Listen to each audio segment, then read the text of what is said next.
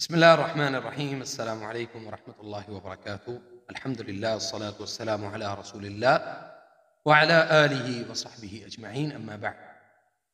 قال الله تبارك وتعالى: كتب عليكم الصيام كما كتب على الذين من قبلكم لعلكم تتقون.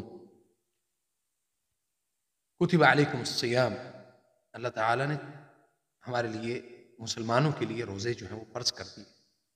کما کتب علی الذین من قبلکم، جیسے کہ تم سے پہلی قوموں کے اوپر روزے فرض کیے گئے تھے. لعلکم تتقون، رمضان مبارک کے روزوں کا سب سے بڑا فائدہ کیا ہے؟ لعلکم تتقون، تاکہ تم اللہ سے ڈرنے والے بن جاؤ اور اللہ کے قریب ہو جاؤ، پرہیزگار بن جاؤ. تتقون کے بہت سارے معانی ہیں، اور ان میں جو سب سے زیادہ متاثر کن اور سب سے مفید معنی ہے وہ اللہ تعالیٰ کی رضا ہے. یعنی اللہ تعالیٰ کو راضی کرنا ہے تو پھر اللہ تعالیٰ کی ممنوع کردہ جو حدود ہیں ان کے قریب نہیں جانا ہے. اللہ تعالیٰ نے اپنی حدود قائم کی ہیں، حدود بنائی ہیں، ان حدود کو اختیار کرنا ہے.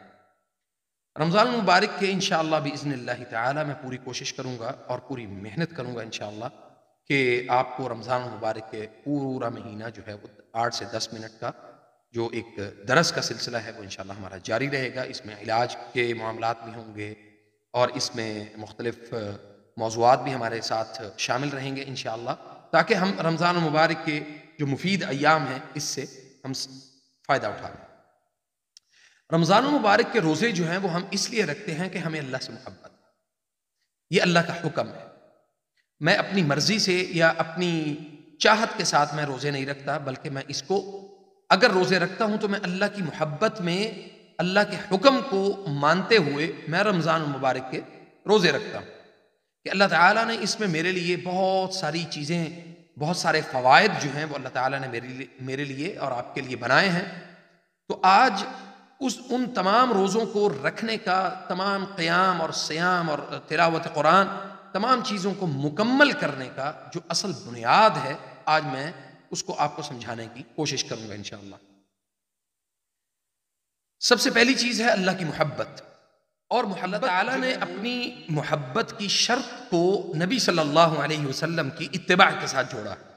یحببکم اللہ بھی تم سے محبت کرے گا. اور اس محبت کے فوائد میں 2 بڑے فائدے جو ہیں وہ اللہ تعالیٰ نے مجھے اور آپ کے لیے، یعنی میرے اور آپ کے لیے وہ بیان کیے ہیں. وہ کون کون سے ہیں؟ وَيَغْفِرْ لَكُمْ ذُنُوبَكُمْ، اللہ تعالیٰ تمہارے گناہوں کو معاف کر دے گا. کتنی عظیم بات ہے، سبحان اللہ. اور اے نبی صلی اللہ علیہ وسلم، آپ فرما دیجئے کہ اگر تم اللہ سے محبت کرنا چاہتے ہو تو میری پیروی کرو، اللہ تم سے محبت کرے گا اور تمہارے گناہوں کو معاف کر دے گا. لہٰذا اگر آپ اپنے تمام اقوال اور افعال اور تمام احوال میں سنت کو، یعنی نبی صلی اللہ علیہ وسلم کی سنت کی اتباع کریں گے تو یقیناً آپ بھی اللہ کے محبوب بندے بن جائیں گے. اور ایک صحیح حدیث میں آتا ہے، جیسا کہ نبی صلی اللہ علیہ وسلم نے، یعنی صحیح حدیث میں آتا ہے کہ اللہ تعالیٰ فرماتے ہیں، یہ اس حدیث کو یعنی رواہ احمد وابن حبان، یہاں بیان کیا گیا ہے کہ وجبت محبتی للمتحابین فی والمتجالسین فی والمتزاورین فی والمتبادلین فی. میری محبت ان لوگوں کے لیے واجب ہو چکی ہے جو میری خاطر آپس میں محبت کرتے ہیں، اور جو لوگ میری خاطر آپس میں بیٹھتے ہیں، اور جو میری خاطر ایک دوسرے کی زیارت اور ملاقات کرتے ہیں، اور جو میری خاطر ایک دوسرے کے اوپر خرچ کرتے ہیں. یعنی خرچ بھی کرنا اللہ کے لیے، ایک دوسرے سے محبت کرنا اور ایک دوسرے کے ساتھ اللہ کے لیے مل جل کے بیٹھنا. تو یہ 2-3 چیزیں جو ہیں یہ بڑی اہم ہیں. اللہ تعالیٰ کی محبت کی بنیاد 2 چیزوں پر ہے. ایک بصیرت، اللہ تعالیٰ آپ کو بصیرت عطا کر دے، اور دوسرا روح جو ہے وہ اندر سے آپ اس معاملے کے لیے خود کو تیار کر. تو جب ہم رمضان المبارک کے روزے رکھیں گے اور اللہ تعالیٰ سے اس بات پر ہم پورا یقین کامل رکھیں گے کہ اللہ تعالیٰ میرے رمضان کے روزے رکھے ہوئے اور میرے عبادت، میری معاملات، میرے مسائل، سب چیزوں پر اللہ تعالیٰ مجھے دیکھ رہا ہے، اور مجھ سے اللہ تعالیٰ ان چیزوں کے اوپر مجھ سے سوال بھی کرے گا، اور یہ روح آپ کے اندر سے تیار ہو گئی تو اللہ تعالیٰ آپ کو بصیرت خود بخود عطا کر دے گا. اللہ کے لیے محبت، اسی کے لیے نفرت کرنے سے بھی انسان کے دل میں اللہ کی محبت پیدا ہوتی ہے۔ تو ہماری جو محبتیں ہوں وہ اللہ کے لیے ہونی چاہیے۔ دنیاوی مفادات کے لیے محبتیں بالکل بیکار ہیں، اور اس رمضان المبارک میں آپ اپنی محبتوں کو خالص کر لیں۔ اس رمضان المبارک میں اللہ تعالیٰ کی محبت کو اپنے لیے اور اپنی محبت کو اللہ کے لیے خالص کر لیں۔ ہمارے ہاں محبتیں بہت ہیں، اور وہ ان محبتوں میں دکھلاوے بہت ہیں، ان محبتوں میں جو ہے وہ شکوک و شبہات بہت زیادہ ہیں، ان محبتوں میں ایک دوسرے کے لیے بعض جو ہے نا وہ امیدیں بہت زیادہ ہوتی ہیں، لیکن جب امیدیں ٹوٹتی ہیں تو انسان بکھر جاتا ہے۔ تو ایسی محبتیں جو بالکل آپ دنیاوی مفادات کے لیے آپ کی محبتیں ہوں، اللہ تعالیٰ ایسی محبتوں کو قبول بھی نہیں کرتا، اور ایسی محبتوں میں اللہ تعالیٰ کوئی ثمرات، اس کے کوئی پھل آپ کو عطا نہیں کرتا۔ جو محبتیں اللہ کے لیے ہوں اور جن میں خالصاً لوجہ اللہ آپ ایک دوسرے سے محبت کرتے ہوں، تو ایک دوسرے سے محبت کرنے کو جو ہے وہ ایک دوسرے کو بیان بھی کرنا چاہیے۔ اسی طرح انبیاء جو ہیں وہ بھی یعنی وہ ایک دوسرے کی محبت یعنی ایک دوسرے سے محبت کیا کرتے تھے۔ صحابہ کرام رضوان اللہ تعالی علیہم اجمعین ایک دوسرے سے اللہ کے لیے محبت کیا کرتے تھے، اور ایک دوسرے کو بتا دیا کرتے تھے کہ میں تجھ سے اللہ کے لیے محبت کرتا ہوں۔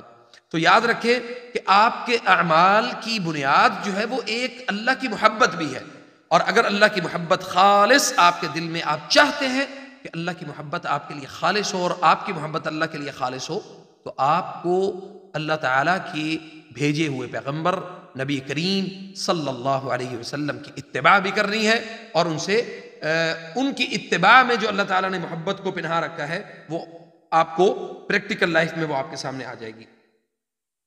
اور پھر جو لوگ اللہ تعالیٰ کی خوشنودی اور اللہ کی رضا حاصل کرنے کے لیے ایک دوسرے کے ساتھ محبت کو تقسیم کرتے ہیں اور محبتوں کو بیان کرتے ہیں، تو اس کے جو فوائد ہیں وہ صرف دنیا میں نہیں بلکہ آخرت میں بھی اس کے جو فوائد ہیں وہ بہت زیادہ ہیں، اور ان فوائد کو بہت زیادہ قیامت والے دن جو ہے وہ اللہ تعالیٰ آپ کے سامنے لے کر آئے گا، اور وہ جو ایک دوسرے سے محبت کرنے والے افراد ہوں گے اللہ تعالیٰ ان کی محبت کا اعلان قیامت والے دن کرے گا کہ یہ دو لوگ اللہ کے لیے یعنی میرے لیے اللہ کے لیے محبت ایک دوسرے سے کیا کرتے تھے۔ قرآن کریم کی یعنی اللہ کی محبت پیدا کرنے کے لیے دو چیزیں، ایک چیز جو بڑی اہم ہے وہ یہ ہے کہ قرآن کریم کی تلاوت کرنا اور اس میں تدبر اور تفکر کرنا اور اس کے معانی کو سمجھنا۔ یہ رمضان المبارک میں آپ بہت آسانی سے کام یہ کر سکتے ہیں۔ آپ اپنے گھروں میں قرآن کریم کی تلاوت جو ہے وہ کریں، اور جہاں آپ قرآن کریم کی تلاوت کریں اس کے ساتھ ساتھ اس کے معانی اور اس کے جو یعنی اس کے احکامات ہیں اس میں بہت زیادہ غور و فکر کریں۔ اسی کے متعلق اللہ تعالیٰ نے جو قرآن کریم میں ارشاد فرمایا کہ افلا یتدبرون القرآن ام علی قلوب اقفالها، اور پھر محبت پیدا کرنے کے لیے اپنے دل میں اگر آپ چاہتے ہیں کہ اللہ تعالیٰ آپ سے محبت کرے تو اللہ تعالیٰ کے احسانات کو ماننا، اللہ کا شکر ادا کرنا، اس کی مہربانیوں ظاہری اور باطنی نعمتوں پر غور و فکر کرنے سے بھی اللہ تعالیٰ کی محبت جو ہے وہ مضبوط ہوتی ہے۔ دل کا اللہ کے سامنے مکمل طور پر بھروسہ یعنی اللہ تعالیٰ پر بھروسہ کرنا، اور اپنے دل کو اللہ کے لیے عجز اور انکساری کے ساتھ ڈاؤن کر دینا، یہ ایک ایسا عجیب ترین نسخہ ہے کہ جس کے اظہار کے لیے ہمارے پاس الفاظ نہیں ہیں۔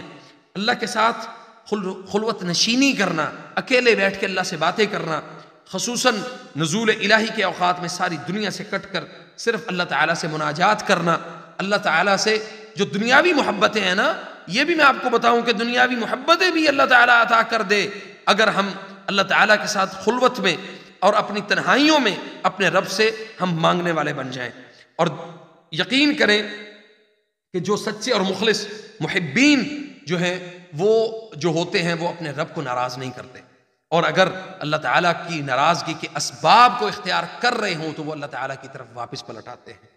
تو الحمدللہ اس کے لیے بہت سارے ایسے افراد، بہت سارے لوگ جو ہیں وہ اپنی زندگیوں میں اللہ کی محبت کو حاصل کرنے کے لیے دنیاوی محبتوں کو انہوں نے اللہ تعالیٰ کی محبت کے حصول کے لیے اللہ تعالیٰ کی منع کردہ جو چیزیں ہیں ان سے بچنا، جو آپ کے دل اور اللہ کے درمیان آڑ بن جائے۔ ہمارے دل بیمار ہوتے ہیں، ہماری روحیں بیمار ہوتی ہیں، ہماری جو عقل اور اذہان ہے وہ بیمار ہوتے ہیں، اور ان کا بیمار ہونا ایسا نہیں ہے کہ ان میں کلاٹنگ آ گئی، بیماری پیدا ہو گئی. ان کا بیمار ہونا یعنی ایسا ہے جیسے ایمان کا جسم سے خالی ہو جانا، ایمان کا ہمارے دل اور دماغ سے خالی ہو جانا. اور اسی کے متعلق اللہ تعالیٰ نے قرآن کریم میں ارشاد فرمایا ہے کہ لہم قلوب لا یفقہون بہا، ان کے پاس دل تو ہیں لیکن وہ اس سے سمجھتے نہیں ہیں.